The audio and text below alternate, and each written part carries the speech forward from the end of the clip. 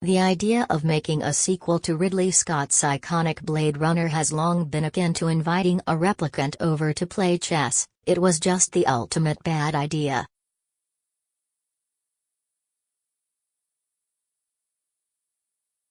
And yet here we are, 35 years after the original noir sci-fi classic was released, and that sequel, Blade Runner 2049, has turned out to be the best idea.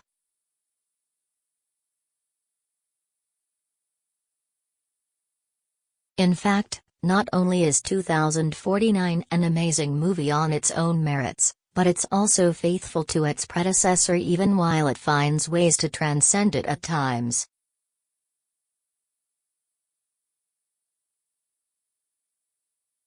It's that rare breed of film that already feels like an instant classic. Ryan Gosling takes the center seat here as Agent K, a Blade Runner working the rough and tough streets of dystopic Los Angeles some 30 years after the original film.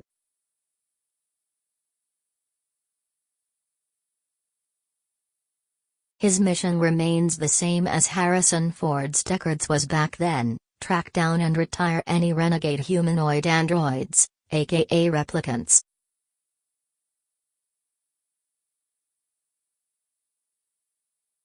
The film opens with Kay in the middle of one such investigation, as he interrogates a potential replicant.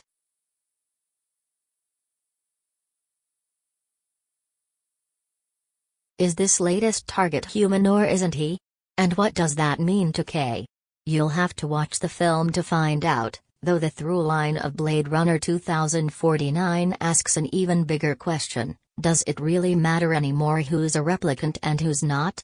While the basic concept of the original film is maintained here, the Blade Runner world has evolved and changed in meaningful ways since Deckard was first seen slurping noodles and bitching about his ex-wife.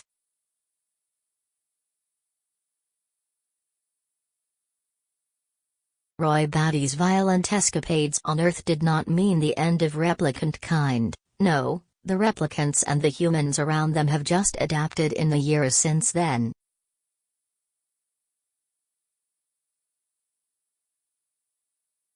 The result is a line between human and replicant that is even more blurred than it was the first time around, and the effects of that blurring bear a heavy emotional weight for the characters and the viewer.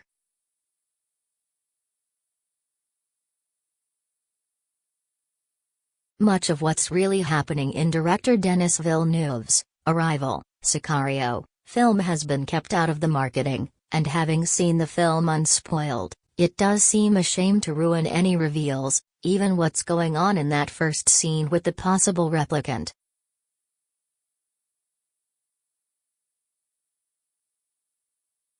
This is perhaps a unique aspect of Blade Runner 2049 in that we often go into movies these days, especially big studio franchise films, knowing most of what's about to go down.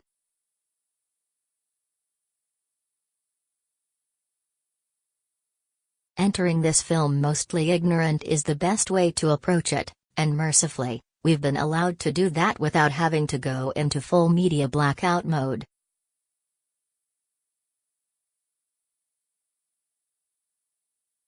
Villeneuve, along with his screenwriters Hampton Fancher, back from the original film, and Michael Green, has made the kind of movie that seems almost impossible to pull off these days, a $100 million plus extravaganza that's more art film than cookie-cutter action spectacle.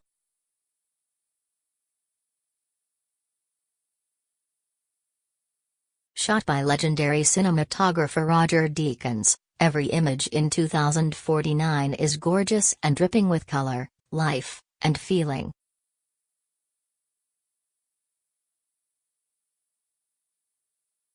Indeed, the film's nearly 3-hour running time may seem daunting to those going in, but it's mostly earned, allowing the director to fully realize the mood and atmosphere of the piece.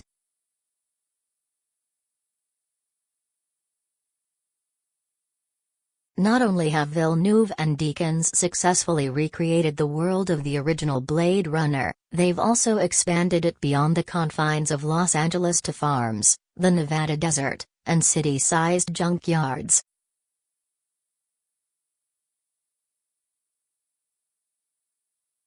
even while a huge neon Atari sign and wisps of the Vangelis soundtrack from the 1982 film keep us anchored in Deckard's film, the sight of a giant, living holographic billboard accompanied by new music by Benjamin Wallfisch and Hans Zimmer puts Agent K front and center in this brave new Blade Runner world.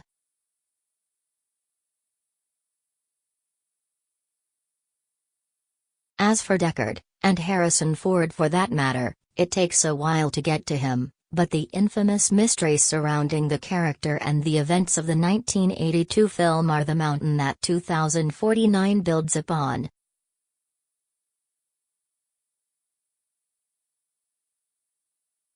And when Ford finally does show up, it is well worth the wait. This is not phoned in Ford or my agent told me I should do this Ford.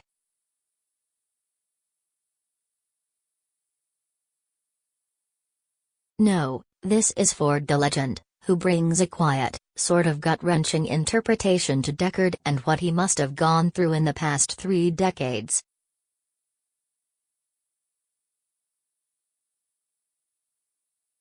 Gosling, meanwhile, plays K like a private eye who's had a belly full of pain in his tough life, and he and Ford work off each other perfectly.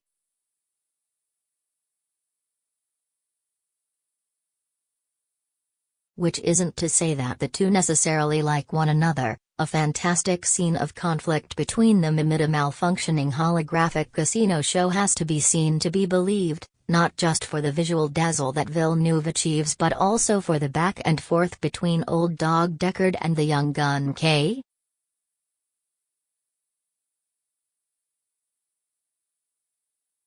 The rest of the cast is also impressive. Again, careful avoidance of spoilers prevents one from saying too much, but Ana de Armas, as Kay's love interest/Gal Friday Joy, is stunning in a unique role that begs for post-viewing discussion.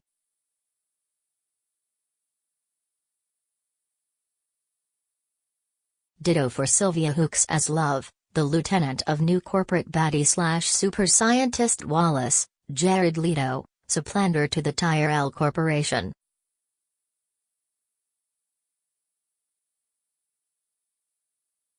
Hoeks proves as great a threat as Roy Batty ever was, while Leto is in the film just enough to not overstay his welcome.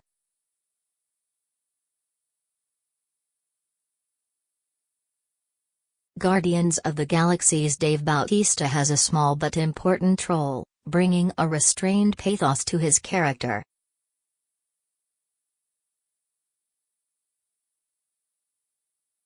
And while Mackenzie Davis, as Streetwalker Mariette, is unfortunately given less to do than the others, she does share a memorable scene with de Armas and Gosling that is simultaneously sad and enthralling and manages to comment on the unreality of modern-day social media personas without being heavy-handed about it.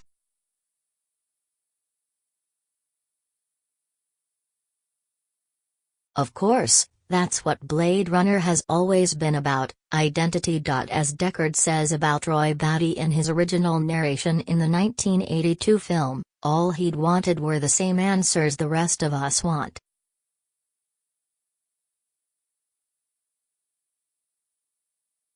Where did I come from? Where am I going? How long have I got? The filmmakers of Blade Runner 2049 continue to ask those questions, bringing new and fascinating variations to the theme, and satisfactorily resolving Deckard's story along the way.